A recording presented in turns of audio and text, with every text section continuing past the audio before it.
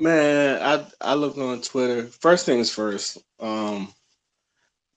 Man, I just did this review on Lupe Fiasco's Food and Liquor, which is a classic review. I'm pressed about this, and and Lupe Fiasco retweeted. I'm really pressed about this. It's like, if most of y'all don't know, he's my favorite rapper of all time. So yeah, I'm a little. It made my day. It made me happy. I'm pressed about it. So like, I am ecstatic about that. But we're not gonna be talking about that. We're gonna be talking about basketball. I just want to throw that in there because I'm in a good mood. I woke up in a good mood. Um, I the other thing I see on Twitter when I was looking is like Kwame Brown. I was like, what is Kwame Brown uh in the tweets for? In the little Twitter. What is the Twitter with Kwame Brown? And it's basically him going off on Steven Jackson and Matt Barnes because I guess he's been uh again being a butt of jokes when it comes to basketball. Okay, now I'm gonna give my take on this, and this is basically what the title is. You are either Michael Jordan or you are either Kwame Brown. Now there are now I remember if you take it all the way back when Skip Bayless had a debate with Jalen Rose, and they had this debate on, if you basically make it to an NBA, you are not a scrub. I agree. Not that many people make it to the NBA. It's a low percentage. So if you make it there, you are obviously not a scrub. Like you actually have to put stuff up. But and I'm going to keep this basketball because I understand that Kwame Brown, even though he's considered one of the biggest busts in basketball, he's played for 12 years and he was able to give his mama, he bought his mama a house. And, he even talked about his life story um, about, he had no shoes, played the man for his shoes, and walked out with his shoes and all that other stuff. So it's a good, that is a good that is a feel good story like anybody. But, and I say this, but, and like I said, I'm keeping this basketball, not personal life and not all the other stuff. I'm keeping this straight basketball. If you'd have had that same aggression, and this is just, and someone else said this on Twitter, if you'd have had that same aggression you was getting that for Steven Jackson and Matt Barnes and Gilbert Arenas,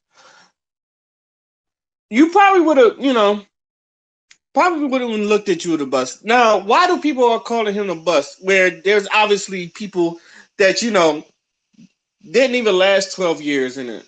You know, there are people that didn't even last 12 years in the NBA. Some people, were number ones and just fell throughout, like a Sam Bowie. Sam Bowie was considered the original bust. If I'm correct, Sam before there was a Kwame Brown, there was a Sam Bowie, but Sam Bowie, it was more or less injuries. Not and maybe now like Anthony Bennett, because Anthony Bennett kind of like disappeared. And to be honest, I don't think nobody was expecting him to go first anyway. That one is still a surprise. Like even in like Bill Simmons, still like I can still hear Bill Simmons go whoa because like no one was expecting him to go first. I don't think Anthony Bennett was a bad player, but I also feel like teams like that are just bad fits for teams. But why is it that Kwame Brown and maybe not a Greg Oden or because you were the number one overall draft pick. That's first because if you are the first overall draft pick, that is basically saying you was the best player out of the draft.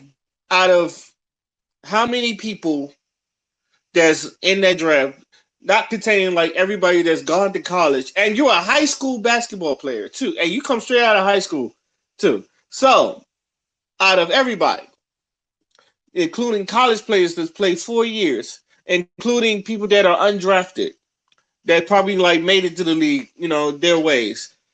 You are number one, which telling them that you was the best player in that draft pool out of everybody. You was the best player in that draft pool.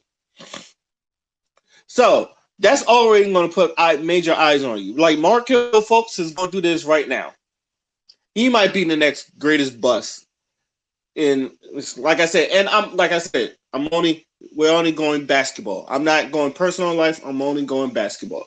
The stories we hear from Kwame Brown, all regards to basketball.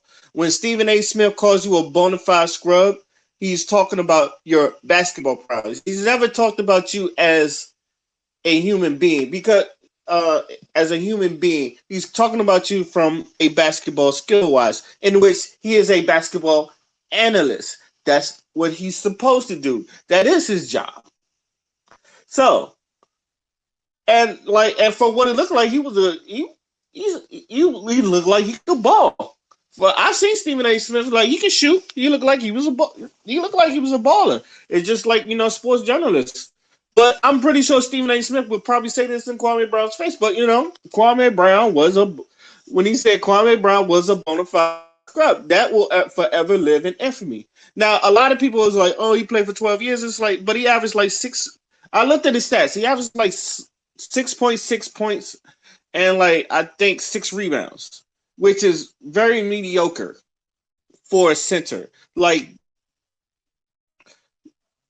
if you look at Shaq, and Kwame Brown is a legit 7-footer, and but if you look at Shaq is considered the most dominant player in the.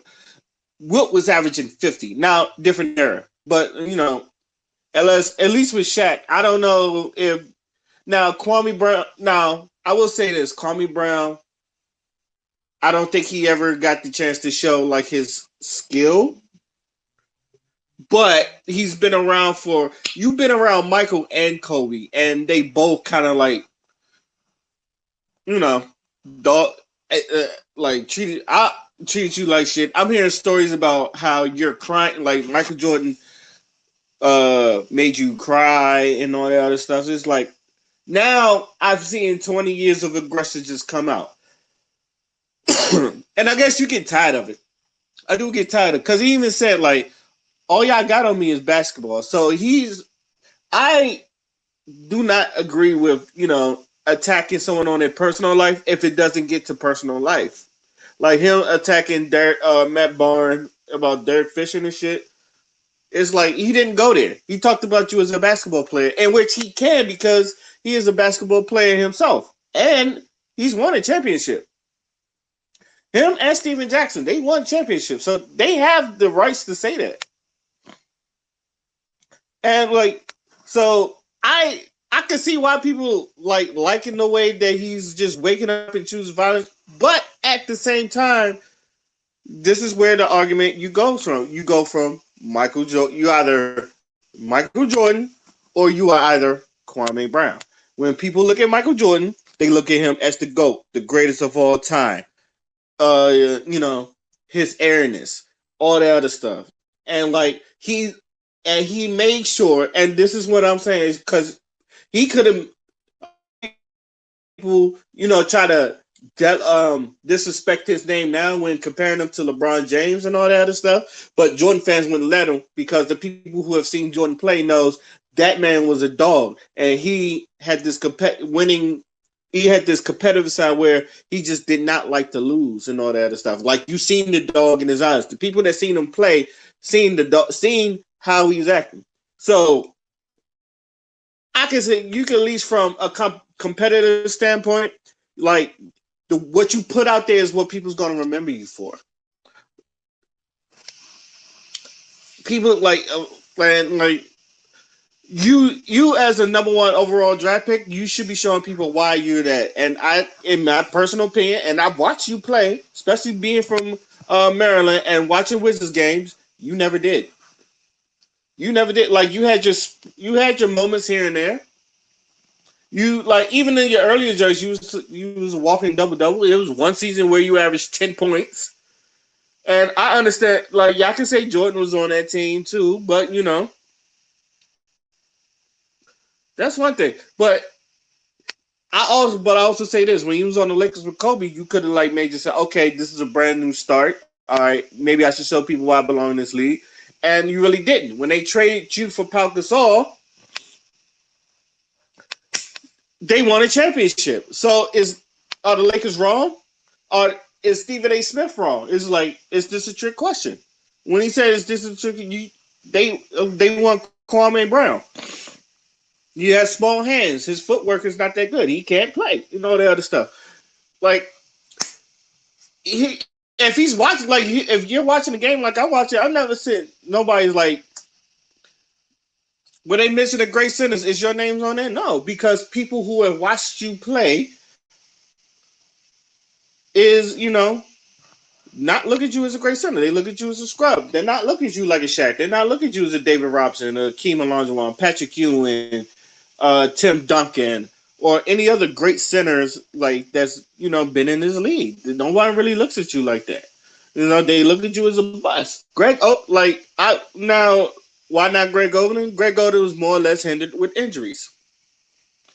Like that's the only reason. Even then, I think he has a ring with Miami. I think he has a ring with Miami with LeBron on there.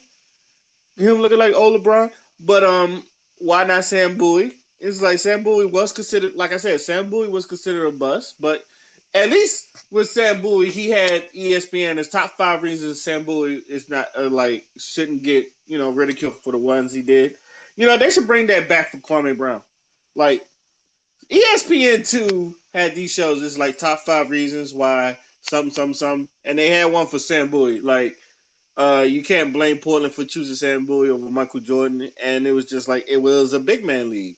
Like Jordan changed the game, like him being 6'6", and then like back then it was a big man league. So I believe like it was Hakeem.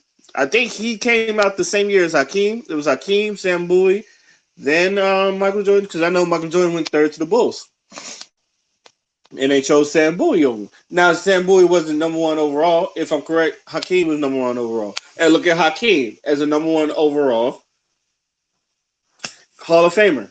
One of the greatest centers of all time. One of the greatest defensive players. Like, I feel like when you're on that court, that's where we see you.